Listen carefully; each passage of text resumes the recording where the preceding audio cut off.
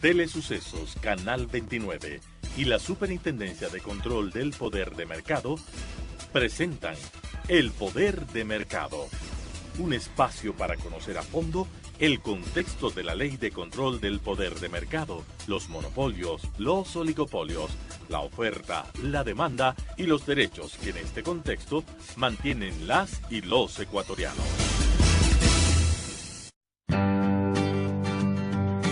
Hoy es el 1 de mayo del año 2013. A través de este programa, la Superintendencia de Control del Poder de Mercado saluda a todos los trabajadores del Ecuador y del mundo. Reconoce el esfuerzo y destreza de cada uno de ellos, ya que con su aporte nuestro país avanza hacia un desarrollo integral y colectivo. Queridos televidentes, es un gusto saludarlos en esta nueva semana. Hoy les vamos a dar a conocer las principales actividades desarrolladas por la Superintendencia de Control del Poder de Mercado. Además, les daremos a conocer temas de interés nacional e internacional. Bienvenidos. Por una importante iniciativa desarrollada desde la Cancillería de nuestro país, se generó la primera reunión ministerial de estados latinoamericanos afectados por intereses transnacionales. Importantes ponencias y autoridades de control determinaron varias alternativas. Una presencia masiva de representantes de los países latinoamericanos fue la respuesta a la iniciativa marcada por la Cancillería del Ecuador para analizar los perjuicios que se generan a través de fallos dudosos emitidos por organismos de mediación como el CIADI que responden a intereses transnacionales. Hemos tenido graves problemas, casi todos los países aquí representados, en vista de que especialmente después de haberse producido la participación, la presencia de las empresas en muchos de nuestros territorios y de nuestros estados, en muchas ocasiones al término de su participación o cuando por alguna razón que generalmente ha sido una violación a la ley o a sus compromisos por parte de algunas empresas transnacionales, los estados tenemos que dar por terminados los contratos. Resulta que inmediatamente somos sometidos a arbitrajes internacionales que realmente en muchos casos no son arbitrajes, sino que son verdaderas ofensas a la legislación internacional, al derecho internacional, a los compromisos de los estados, a los contratos que han sido firmados. El tema plenamente identificado y por ende controversial ha significado fallos que en su mayoría son perjudiciales para los países latinoamericanos. Que se recuerde cómo trianguló la Bechtel, ¿no es cierto?, en el caso de la guerra del agua en Bolivia, a través de una cláusula en Holanda para poder encontrar esos subterfugios. Que se acuerde cómo una empresa petrolera, cuando no le resultaron todas las puertas que golpeó en Manhattan, en el CIADI y en cualquier otro país, pues encontró una corte en el sistema de fueros de la corona inglesa para poder demandar al Ecuador en un campo que se supone que no hay lugar a arbitraje internacional como es el campo tributario. Un contexto negativo que a la postre amerita adoptar medidas, pero sobre todo organizar una estrategia que permita conocer casos exitosos de negociación experimentados en estos países.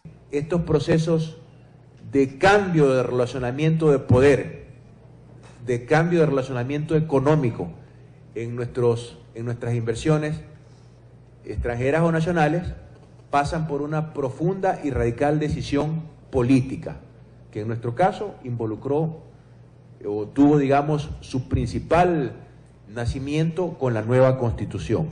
Cambio en leyes y una decisión política muy fuerte de cambiar este relacionamiento público-privado cuando se trata de recursos naturales no renovables. La nueva ley de minería establece determinadas condiciones y un concepto que ya comienza, que ya es una norma, prácticamente un estándar para nuestros pueblos, como lo es la participación de los ingresos de los recursos naturales o de los proyectos estratégicos para desarrollo local en las comunidades cercanas a donde están esos proyectos estratégicos. La nueva ley de minería establece regalías de al menos del 5%, regalías, y recordemos que las regalías son parte de la renta, por lo tanto también cuentan para ese mínimo del 50% de renta total que tiene que beneficiar al pueblo ecuatoriano, y establece que un porcentaje de esas regalías tienen que quedarse para desarrollo local. Hoy el Ecuador está invirtiendo aproximadamente 400 millones de dólares producto de excedentes petroleros y mineros y de proyectos hidroeléctricos que se están invirtiendo en las comunidades cercanas a estos proyectos estratégicos. Algunos aprovechan recursos naturales no renovables como petróleo, cobre, oro, y otros recursos naturales renovables como el agua, las hidroeléctricas. El Ecuador está construyendo 8 megaproyectos hidroeléctricos que van a cambiar radicalmente la matriz energética eléctrica de nuestro país. En fin de cuentas, una iniciativa que corrobora con otras que sustentarán la creación de instituciones de mediación que fortalecerán su credibilidad en base a sus fallos. Y en ese sentido se está planteando la necesidad urgente de contar con un centro latinoamericano de solución de controversias, opuesto a la opacidad, a la falta de responsabilidad jurídica y a la falta de rendición de cuentas de los profesionales que operan, que están en el corazón de la operación del CIAD y de los otros centros de arbitraje. Podemos diseñar mecanismos de selección de los árbitros de manera aleatoria sobre la base de la lista de todos los jueces del continente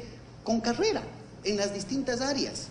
Y podría generarse un mecanismo absolutamente ponderado y equilibrado en el que haya una lista para las transnacionales, una lista para los estados y una lista común de unos y otros para garantizar la imparcialidad en la composición de los tribunales. Esta reunión marca la estructura de la iniciativa de los países latinoamericanos por garantizar una seguridad jurídica que propicie una inversión económica importante, siempre y cuando la misma represente un respeto al ordenamiento constitucional de estos países. Se desarrolló el evento denominado Lucha de las Clases Sociales en contra de los monopolios. Importantes panelistas expusieron sus puntos de vista desde el contexto histórico. La lucha en contra de los monopolios en el país se remonta al siglo XIX, época en la que no precisamente eran los grupos de poder los que lo generaban. Así se desprende del conversatorio realizado en el auditorium de la Superintendencia de Control del Poder de Mercado y que contó con la participación del historiador Enrique Ayala, del catedrático universitario Jorge León y del dirigente de los trabajadores Fausto Dután. Efectivamente se organizaban para solo ellos ejercer el oficio, el arte. No se podía hacer sastre si el gremio de sastres no tomaba un examen a la persona y le autorizaba a ejercer. Y eso se veía desde los ideólogos liberales del siglo XIX como un monopolio. En este sentido y en el transcurso del tiempo aparecen monopolios que se relacionan a la banca, al cacao, pero fundamentalmente a 3 sectores importantes que dentro del contexto histórico son el agua, el aguardiente y el trigo. El enfrentamiento con los importadores trigueros de entonces, muy vinculados con la banca, muy vinculados con el poder económico de entonces, y que constituían un monopolio, porque eso está absolutamente probado. Todas las casas importadoras estaban conectadas entre sí y se reunían semanalmente a fijar precios, de manera que era imposible conseguir una holgaza de pan si es que no hubiera pasado esa decisión a través del monopolio del trigo. No es, por tanto, coincidencia que el protagonista de la novela, Las Cruces sobre el Agua, sea un panadero. No es, por tanto, coincidencia que en las banderas que se levantaron el 15 de noviembre, las banderas rojas del 15 de noviembre, ¿no?, que se levantaban precisamente en la manifestación espontánea que fue, como todos sabemos, masacrada, hayan puesto un pan, una palanqueta en la punta, porque ese era el motivo de la protesta. De esta manera se establece una relación que involucra una lucha en torno a la concentración de la riqueza y del poder político. Para nosotros el problema de los monopolios es una cuestión estrechamente ligada al desarrollo del capitalismo. No es algo fuera del desarrollo del capitalismo.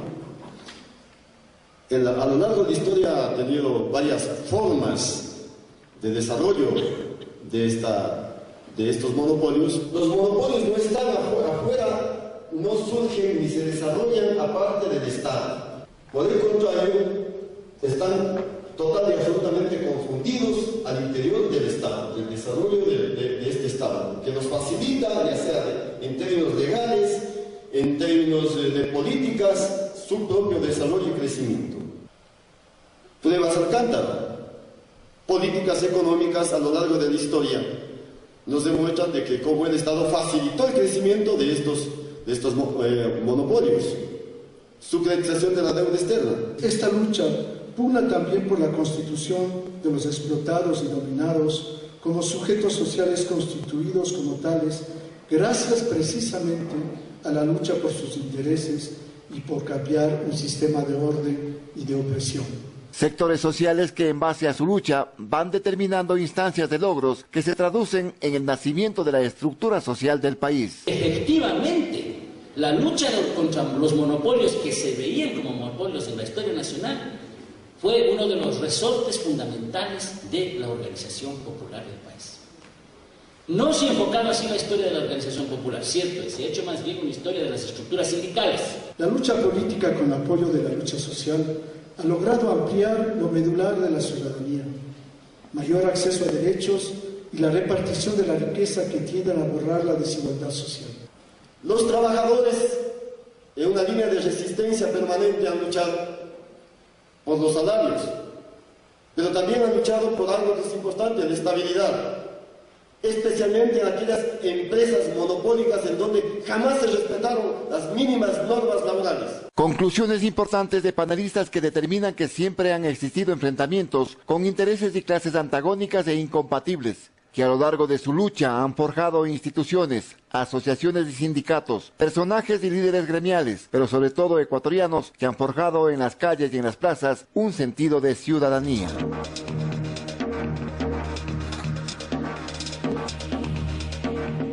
Ay, sabe vecina, mi hijita casi se me muere de fiebre. ¿La mayor o la que tiene los ojitos del padrastro? En serio le digo. Cuente qué pasó, ¿no le podría dar algo? Sí, ese fue el problema. Con el costo de las medicinas, casito se me va la guagua. ¿Sí les oyes al par de mayores? Sí, los ojos de padrastro. No, lo de las medicinas. Cachas, el otro día me fui a un seminario en la central y unos extranjeros nos explicaban cómo pudieron hacer desde el Estado para que los precios de las medicinas sean justos y que no abusen por ser los únicos. Pilas, man, pero mínimo y aquí no hay cómo. Oye, ¿en serio? ¿Dónde dan esas charlas? Claro, la idea no es quejarnos, sino informarnos. Cuando los proveedores son pocos o uno solo, hay espacio para el abuso. La ley es clara. Infórmate.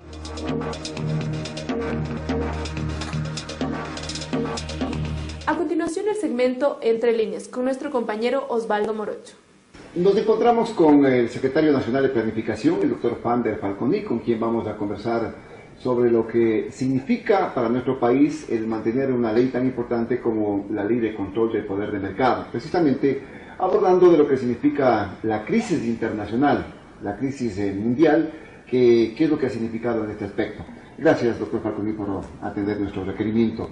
En el ámbito internacional hay problemas en este momento, en todos los ámbitos, en el ámbito económico específicamente, porque no ha existido control. En este sentido, ¿qué es lo que ha pasado a nivel mundial?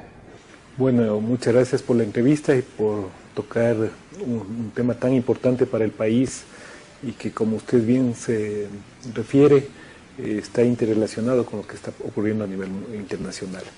Si uno podría sintetizar lo que ocurrió con la crisis internacional, podríamos llegar a la conclusión que hubo una falta de regulación del sistema financiero. Entonces creo que la gran lección de esto es que nosotros necesitamos regulaciones, necesitamos normar al sistema financiero, al sistema bancario, pero en general a todas las actividades productivas. Sabemos perfectamente que el sistema de mercado no es un sistema que funciona en forma óptima. En base a lo que usted manifiesta, doctor Falconi, en el mundo no hubo control, usted lo señala. ¿Es porque no existe normativa?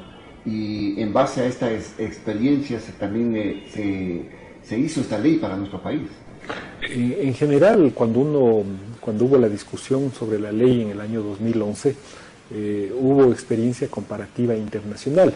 Y prácticamente el Ecuador era uno de los pocos países de América Latina y en el orden internacional que no tenía una ley de control y de regulación de mercado que evite las prácticas monopólicas u oligopólicas de determinadas empresas, pero porque esto es malo finalmente, y creo que esto es muy importante trasladarle a quienes nos están viendo y escuchando.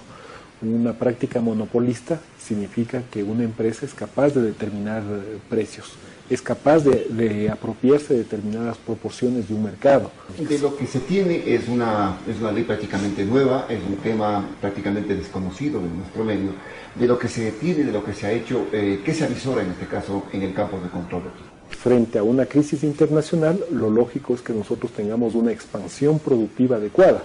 Esto significa, por ejemplo, que tengamos niveles altos de inversión pública que reorienten nuestro aparato productivo, que tengamos un fortalecimiento de nuestra capilaridad, de nuestro tejido productivo y social, que tengamos la posibilidad de que nuevos empresarios acudan a los mercados convencionales, que si yo tengo un elemento de creatividad y quiero lanzar un producto o una empresa, no me encuentre con prácticas monopólicas que me impiden a mí acceder a un determinado mercado.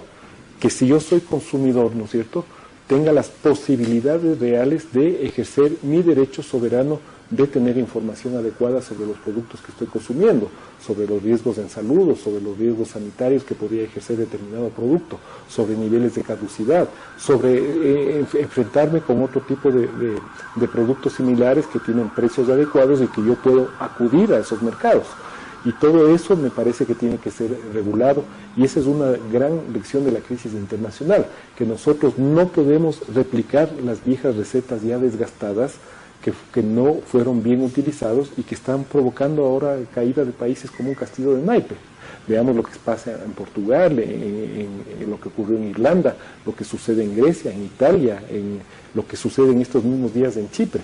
Es decir, son prácticas y usos de un capitalismo financiero en su versión mucho más, yo diría en la versión más salvaje, que nos ha llevado a no disponer de elementos regulatorios, de no ejercer el rol que debe ejercer el Estado en el comportamiento económico para favorecer el despliegue de las actividades productivas, pero teniendo como fin último a los ciudadanos. Muchísimas gracias por sus puntos de vista, doctor Falconi. Importante para nuestra programación del Poder del Mercado conocer lo que piensa también el Secretario Nacional de Planificación. Muy amable. A usted, muchas gracias. Gracias al doctor Fander Falconi, que ha estado en nuestra programación. Ahora vamos a hacer un pequeño paréntesis y retornamos inmediatamente.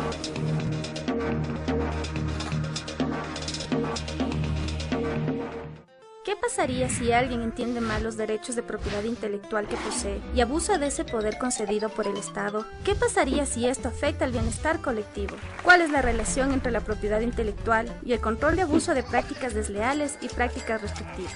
¿Sabías que las agencias antimonopolio y estamentos gubernamentales alrededor del mundo han normado a empresas de todo tipo para otorgar licencias sobre productos sensibles, permitir la elaboración de productos sin licencia o conceder las mismas en beneficios del consumidor? ¿Sabías que, en un evento reciente en noviembre, expositores de clase mundial dieron conferencias magistrales sobre el tema? ¿Por qué no averiguas más? Si eres estudiante de Derecho, Economía o Administración, debes saber que el cambio también está llegando y el primer paso es informarse. Infórmate en www.scpm.gov.es.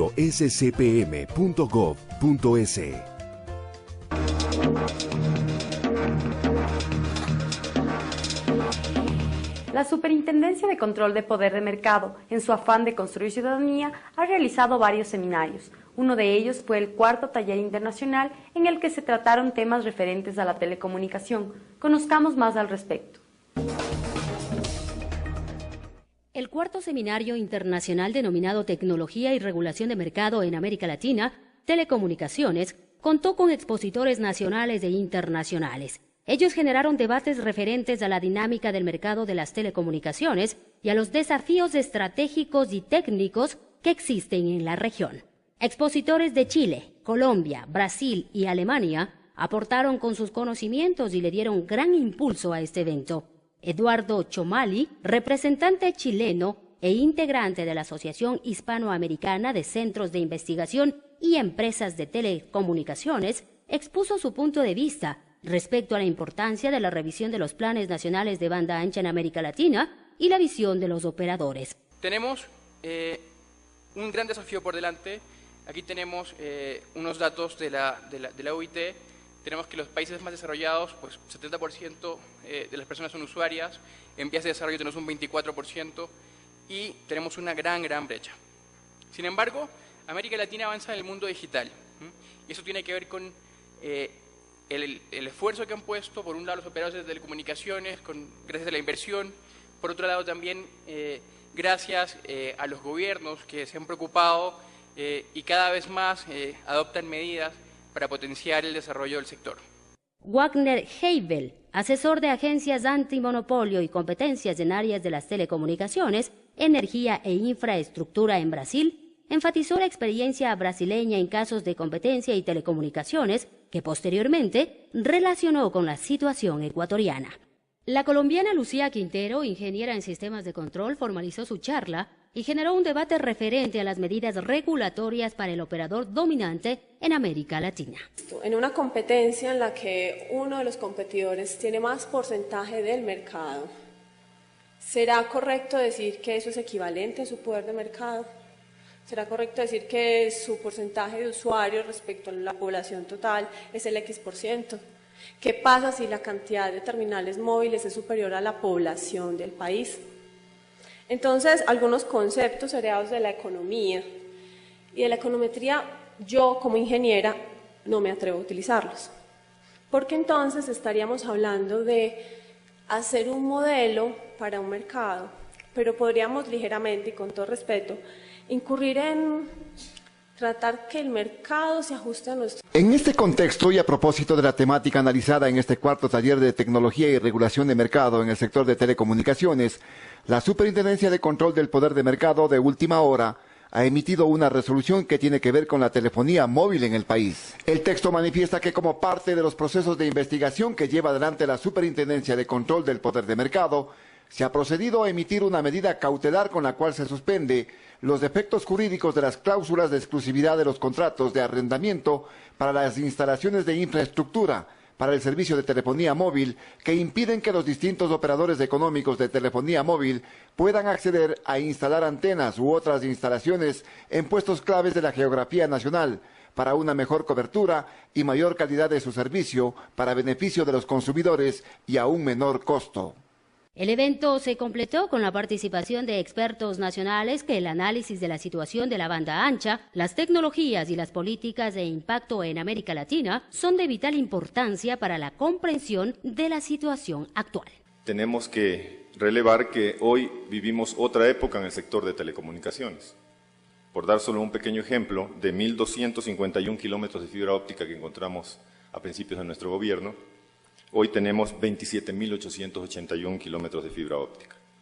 Y esto ha impulsado todo el desarrollo de las telecomunicaciones de una manera cada vez más vertiginosa y, por supuesto, también puede causar en el futuro, o quizás está causando en el presente, prácticas de control de poder de mercado por parte de los operadores.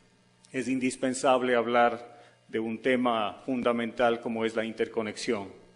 Esta interconexión que implica utilizar las redes y los elementos de otro operador para que puedan intercambiar mensajes personas que están atadas a las respectivas redes. Hay un dato curioso que les he puesto aquí, que si la web fuera un país, sería en el 2016 la quinta economía del mundo.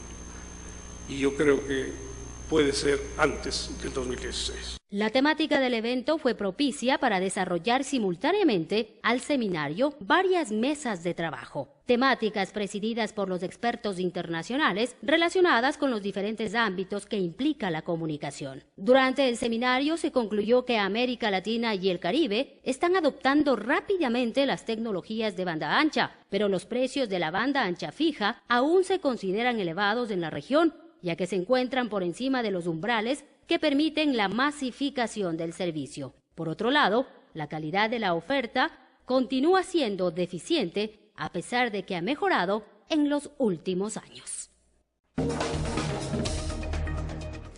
A continuación conoceremos los detalles de un caso referente a la práctica monopólica de la telefónica Telmex en México. En el mes de junio del 2011, la Comisión Federal de Competencia Antimonopolios de México sancionó con 91 millones y medio de pesos a la telefónica Telmex por negar la interconexión al Grupo de Telecomunicaciones Mexicanas, GTM, subsidiaria de la española Telefónica. El organismo antimonopolios precisó que el periodo en el que la Telefónica de Carlos Slim incurrió en esta práctica fueron 7 meses, durante el 2007 y el 2008. Pasando al caso de Telcel. Entonces, hace un poco más de un año multamos a esta empresa, como les comenté, $1.000 millones. Fue un caso muy comentado en la prensa nacional e internacional. Y bueno, voy a compartir con ustedes un poco los detallitos del caso. Ahora, ¿cuál es el mercado relevante que vimos? El mercado que vimos era el mercado de la interconexión y terminación de llamadas de telefonía móvil, ¿no? Como posiblemente sepan, cuando dos empresas, o más bien, como este ejemplo, cuando yo quiero hablarle a mi abuelita, que es cliente de otra empresa de telefonía, yo le marco por teléfono, mi empresa telefónica cursa la llamada, se tiene que interconectar con la empresa de mi abuelita y para esa interconexión cobra determinada cantidad de pesos. Los voceros de Telmex, empresa que opera 8 de cada 10 líneas fijas en el país, no estuvieron disponibles para realizar comentarios al respecto. El Pleno de la Comisión Federal de Competencia resolvió que Telmex reincidió en una práctica del mismo tipo, ya que fue sancionada con anterioridad por la violación de la misma fracción del artículo 10 de la Ley de Competencia, resolución confirmada por el Poder Judicial. Telmex tuvo un plazo de 30 días hábiles para interponer un recurso de reconsideración ante la Comisión Federal de Competencia. O sea, la multa tiene que ser lo suficientemente grande para disuadir la práctica anticompetitiva. Y aquí creo netamente que nos quedamos cortos, ¿no? Porque el daño causado al mercado era de alrededor de 6 veces más de la multa que aplicamos en primera instancia. La institución perdonó a Telcel una sanción por casi $1.000 millones a cambio del cumplimiento de 5 compromisos que aseguraron la generación de beneficios a los consumidores por $6.000 millones al año.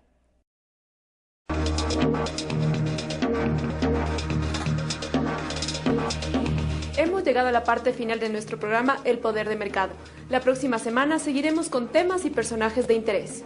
No olvide visitarnos en nuestra página web www.scpm.gov.es. Una buena semana. Hasta la próxima. Telesucesos, Canal 29 y la Superintendencia de Control del Poder de Mercado presentaron El Poder de Mercado. Un espacio para conocer a fondo el contexto de la ley y sus derivaciones. Volveremos la próxima semana y continuaremos en contacto en procura de la defensa de los derechos de las y los ecuatorianos.